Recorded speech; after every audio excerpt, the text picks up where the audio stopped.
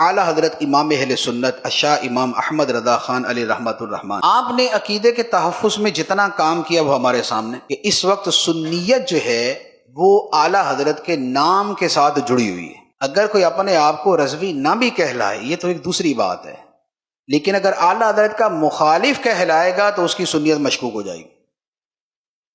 آپ کی ذات جو ہے وہ یہ بن چکی ہے کہ رضوی تو چلے خاص نسبت سے کہلایا جاتا ہے، لیکن کوئی اعلیٰ حضرت کی مخالفت کرے گا اور دل میں ناپسندیدگی جو ہے وہ رکھے گا اور اس کو ظاہر کرے گا تو اس کے بارے میں شدید شکوک و شبہات ہیں کہ یہ بندہ سنی نہیں۔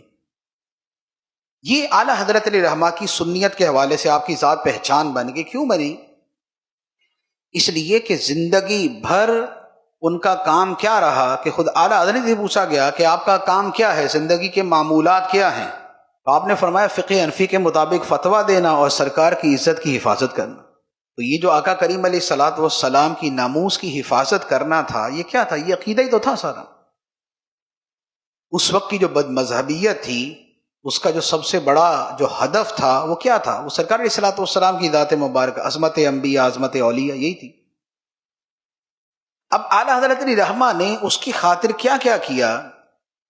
آپ اعلیٰ حضرت کا آرام دیکھ لیں تو 2.5 گھنٹے، اب کھانا دیکھ لیں تو نہایت معمولی، آپ زندگی کی سیر و سیاحت دیکھ لیں تو بہت کم، سفر نہ ہونے کے برابر۔ خود مسلسل وہی کتابیں لکھنے میں،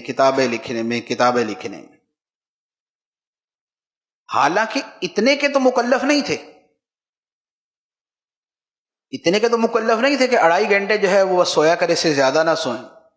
جب ساری دنیا اچھا خاصا سوتی ہے 6، 7، 8 گھنٹے تو وہ بھی سو لیتے، اور اس وقت اور اتنے علماء تھے تو جیسے جتنی انہوں نے کتابیں لکھی ابھی اتنی لکھ دیتے، لیکن اتنی محنت، اتنی مشقت، بیماری ہے تو بھی لکھ رہے ہیں، درد کے دورے پڑ رہے ہیں پھر بھی لکھ رہے ہیں، کہیں سفر کر ہی لیا تب بھی لکھ رہے ہیں، حج پر گئے ہیں تو بھی لکھ رہے ہیں، مدینہ منورہ گئے ہیں تو بھی لکھ رہے ہیں، بیماری کے اندر ایک مرتبہ شملہ پہاڑی پہ گئے تو بھی 7 کتابیں لے گئے۔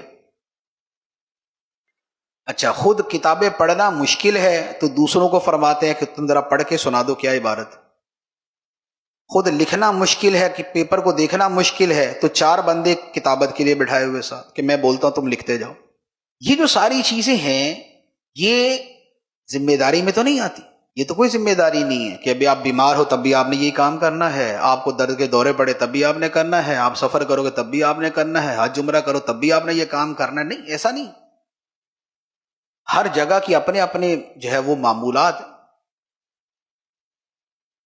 لیکن کیا تھا یہاں، کیا چیز کار فرما ہے؟ یہاں پر جذبہ،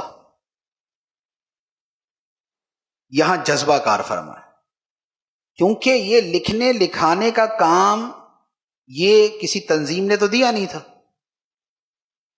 کہ جی آپ کا اجارہ ہے تو آپ یہ کام کریں، یا آپ کے لیے ہم یہ کریں گے آپ یہ کام کریں، تو تھا ہی نہیں۔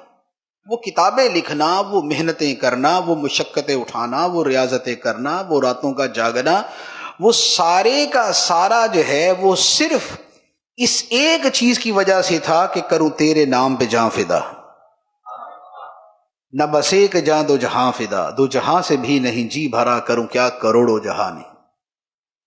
یہ ایک جذبہ تھا کہ نبی پاک صلی اللہ تعالی علیہ وآلہ وسلم کی عظمت و شان بیان کرنے، دوسروں تک حق بات پہنچانے، عقیدے کا تحفظ کرنے، اور اس سارے کاموں کے اندر اگر اپنے بیگانے ہوتے ہیں تو ہو جائیں، اور اگر بیگانے گالیاں دیتے ہیں تو دیتے رہیں۔